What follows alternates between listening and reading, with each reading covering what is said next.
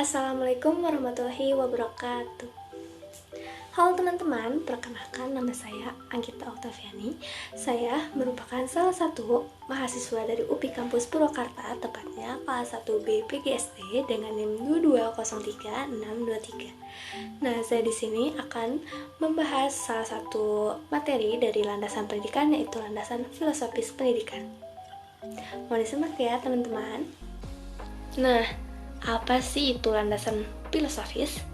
Nah, landasan filosofis di sini ialah merupakan landasan yang berkaitan dengan makna dan hakikat pendidikan, yang berusaha menelaah masalah pokok yang diantaranya itu apa sih itu pendidikan, mengapa pendidikan itu diperlukan, terus apa yang seharusnya menjadi tujuan di pendidikan. Selanjutnya, apa sih itu pendidikan? Nah, pendidikan di sini ialah salah satu proses hidup bermasyarakat dan berbangsa yang penting. Mengapa disebut demikian? Karena sebagaimana dalam pembukaan UUD 1945 dengan alinea keempat, yaitu yang berbunyi bahwa pemerintah negara Republik Indonesia melindungi segenap bangsa Indonesia demi mensejahterakan kesejahteraan umum dan mencerdaskan kehidupan bangsa.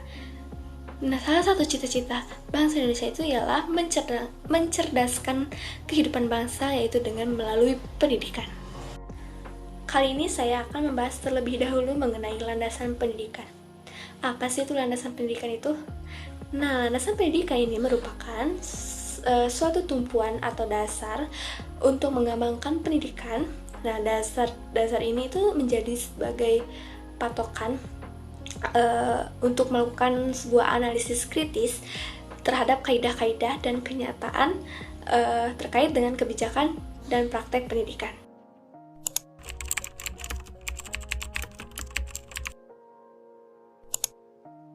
Pengertian landasan filosofis pendidikan ini ialah landasan yang mendasari paham para pendidik ataupun para pengambil kebijakan. Nah, landasan filosofis di sini menjadi dasar munculnya teori pendidikan dalam praktek pendidikan. Contohnya ketika guru menerangkan dalam kelas menggunakan metode ceramah. Nah, pada dasarnya itu ada pada landasan filosofisnya. Nah, seperti itu.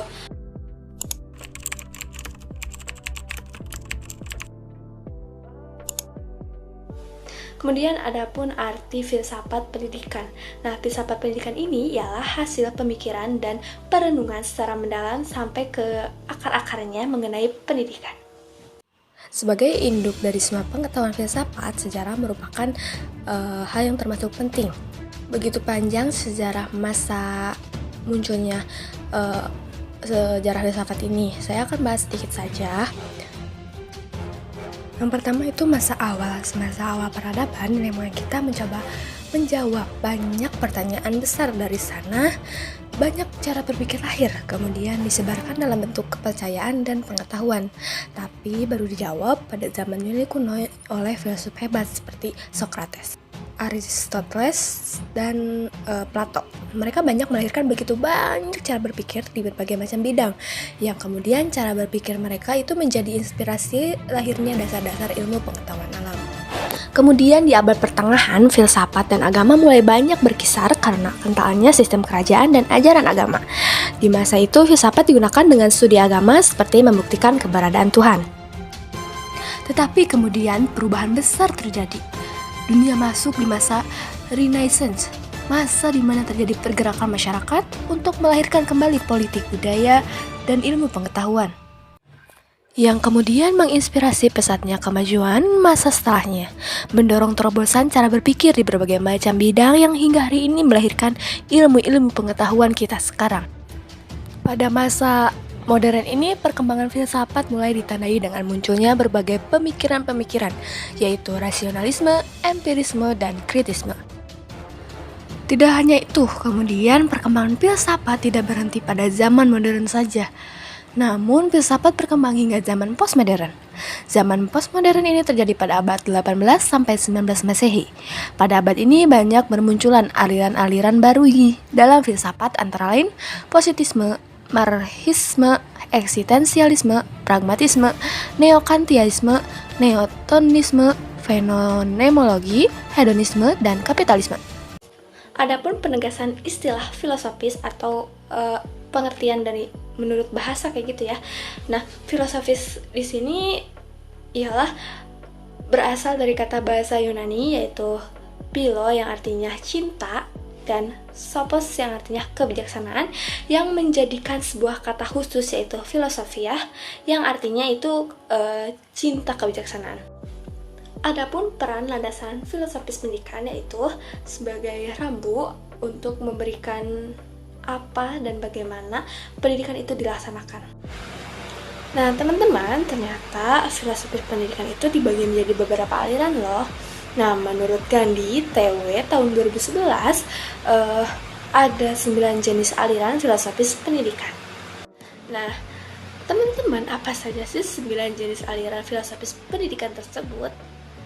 Yang pertama itu ada filsafat pendidikan idealisme. Idealisme dalam hubungannya dengan pendidikan itu memberi sumbangan yang besar terhadap perkembangan filsafat pendidikan. Kaum idealis percaya bahwa anak merupakan bagian dari alam spiritual yang memiliki pembawaan spiritual sesuai potensialitasnya. Terus yang kedua itu ada filsafat pendidikan realisme. Nah, dalam hubungannya dengan pendidikan, realisme ini yaitu pendidikan harus universal, seragam, dimulai sejak pendidikan yang paling rendah dan merupakan suatu kewajiban. Pada tingkat pendidikan yang paling rendah, anak akan menerima jenis pendidikan yang sama. Pembawaan dan sifat manusia sama pada semua orang. Oleh karena itulah, metode, isi, dan proses pendidikan harus seragam. Terus yang ketiga itu ada filsafat pendidikan pragmatisme. Pragmatisme adalah aliran filsafat yang mengajarkan bahwa yang benar adalah segala sesuatu yang membuktikan dirinya sebagai benar dengan melihat kepada akibat-akibat atau hasilnya yang bermanfaat secara praktis. Dengan demikian, bukan kebenaran objektif dari pengetahuan yang penting, melainkan bagaimana kegunaan praktis dari pengetahuan kepada individu-individu. Terus, yang keempat itu ada filsafat pendidikan eksistensialisme. Eksistensialisme mempersoalkan keberadaan manusia dan keberadaan itu dihadirkan lewat kebebasan. Nah, pertanyaannya, berhubungan dengan eksistensialisme adalah melulu soal kebebasan. Apakah kebebasan itu? Bagaimanakah yang bebas itu? Dan sesuai dengan doktrin utamanya yaitu kebebasan, eksistensialisme menolak mentah-mentah bentuk determinasi terhadap kebebasan kecuali kebebasan itu sendiri. Terus yang kelima itu ada filsafat pendidikan progresivisme. Progresivisme mempunyai konsep yang didasari oleh pengetahuan dan kepercayaan bahwa manusia itu mempunyai kemampuan-kemampuan yang wajar dan dapat menghadapi masalah dan menekankan atau mengecam adanya manusia itu sendiri. Terus yang keenam itu ada filsafat pendidikan esensialisme. Esensialisme menekankan pada pendidikan yang harus berfungsi dan relevan dengan kebutuhan, baik kebutuhan individu, keluarga, masyarakat, baik lokal, nasional, dan internasional. Terkait dengan tuntutan globalisasi, pendidikan harus menyiapkan sumber daya manusia Indonesia yang mampu bersaing secara internasional. Terus yang ke-7 itu ada filsafat pendidikan perennialisme. Menurut pandangan perennialisme, tujuan pendidikan adalah membantu peserta didik menyiapkan dan menginternalisasikan nilai-nilai kebenaran yang abadi agar mencapai kebijakan dan kebaikan dalam hidup. Yang ke-8 itu ada rekonstruksinisme. Menurut pandangan rekonstruksionalisme, pendidikan perlu merombak tata susunan lama dan menyusun tata kehidupan yang baru. Untuk mencapai tujuan utama tersebut memerlukan kerjasama antar umat manusia. Terus yang ke-9 yang terakhir itu ada behaviorisme. Behaviorisme atau aliran perilaku adalah filosofis dalam psikologi yang berdasarkan pada proporsi bahwa semua dilakukan organisme termasuk tindakan, pikiran, perasaan dapat dan harus dianggap sebagai perilaku. Tujuan pendidikan ini menurut teori behavioristik ditekankan pada penambahan pengetahuan. Nah, segitu saja yang dapat saya sampaikan. Mohon maaf bila ada kesalahan, karena saya masih belajar di sini. Saya pamit undur diri. Wassalamualaikum warahmatullahi wabarakatuh.